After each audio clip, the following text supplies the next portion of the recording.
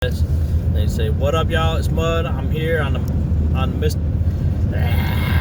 I'll just erase it. Okay, ready? Here we go. 1, 2, 3, and we're on air with the. We in the. What did I call it? Oh yeah, here we are. We're here. We're live on the Minivan Mystic Show. Oh man, whew! I forgot the name of my own show, guys. But at any rate, there's Mud, my son Aiden. Hello. We're here. We're about to talk about wormholes. So how do you think if we go through a wormhole, what's going to happen to you? I don't know. Are you kidding me? You just were explaining it to me when we were talking about it. Now tell them what happened. What is your theory that's going to happen if you go in a wormhole?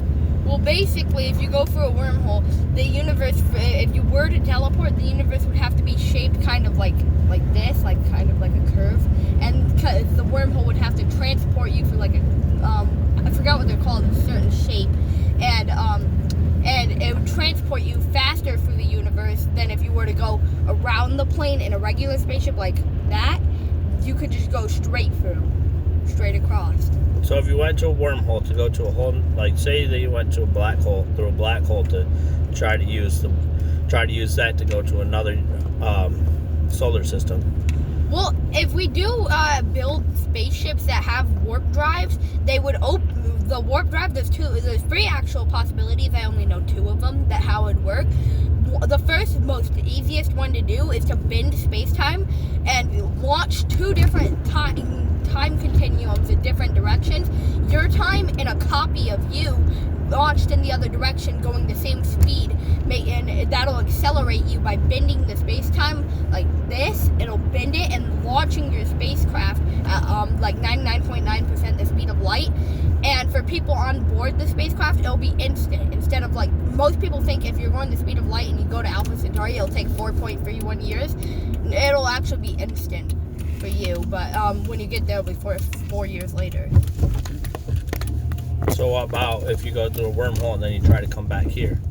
Then if you went through a wormhole, it depends on the distance. If it takes you 100 light years away, then if you go through the wormhole and back, that's 200 years. Plus the time you spent after going through the wormhole to the research. Meaning all your connections will be cut off with human technology. So what if they could build a spacecraft that can go through the wormhole and come back? What do you think the world will look like when you get back? I know a lot of some continents might be flooded because the Antarctica melting and all that, it's causing floods. So New York will probably be underwater. Parts of America will be underwater, and then when you come back, there will probably be city lights everywhere. There might even be a dome around the what is it called? A firmament?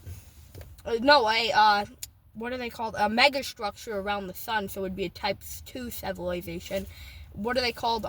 A Dyson sphere around the sun to harness the energy of the star.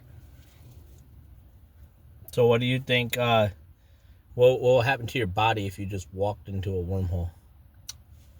I don't know. You think it'll stretch your body out, make you a giant? No. You'd probably go through it, and it'd be trippy as hell, but you'd probably end up in the most random place ever. You think you would die? Probably. Why? We're not made for that? Probably it'd probably like mess up your brain. It might even take you so far you might go into the 2nd dimension. So it's multiple dimensional travel. Yeah, it could be. We're in the 3rd dimension. There could be 4th dimension, 2nd dimension, and 1st dimension. There's more than 4 dimensions. Well, yeah, but those are like the first 4. Like 3D, the 3rd dimension is like you can see like a cube. Okay, so what is the 4th dimension then? It gets more complex, like a lot more complex, hard to explain complex. And then the 2nd dimension is basically, have you ever played Mario? Yeah, like 2D? That. Yeah, 2D. Exactly. And then the 1st dimension is just a line. It's like literally just one line. That's it. That's all you can see. It's like literally it's hard to explain. You can't move. So what's the or 11th anything. dimension? So what's CERN doing? The Hadron Collider. Well, what is it? What does CERN own? The Large Hadron Collider. No, say it the right way, not the AI way of saying it. Alright, the Large Hadron Collider is 44 kilometers of copper tube. And what does it do? That. What's it do? It launches particles at each other. And how fast? 90% the speed of light. And what happens when they hit each other? Boom. And what are they studying? The Big Bang. All right, there you have it, guys. There's our talk for the day. Hope y'all enjoyed. I'm going to have more videos up soon. This was just a little fun time because me and my son were conversating about things. By the way, he's 12 years old. Think of his future. You know, the things he's going to know in the future in the next 8 years. You know the people, somebody in back like 1960s or 70s, this guy, he made in his basement, he made a time machine that could only bring you back to the year he made it when it first started. And I don't know if it still works anymore, but it could take you back to that year, but you couldn't go back forward in time. So okay, so one last thing. What about storing data and DNA? I don't research that. You got to go and research that. Research about how many petabytes it takes per gram of DNA. How many petabytes of data can it store? Go look that up. If you store your mind in a computer like in Subnautica below zero, you could become a massive talking cube. So what about consciousness? Can they store consciousness? Yeah, that's basically what it is. They store your brain's memories and stuff in your whole consciousness into a computer, and then they can download that to other brains. You think that's going to happen? Probably. All right, guys. Think deep always. I always think deep. I always question everything. Until next time.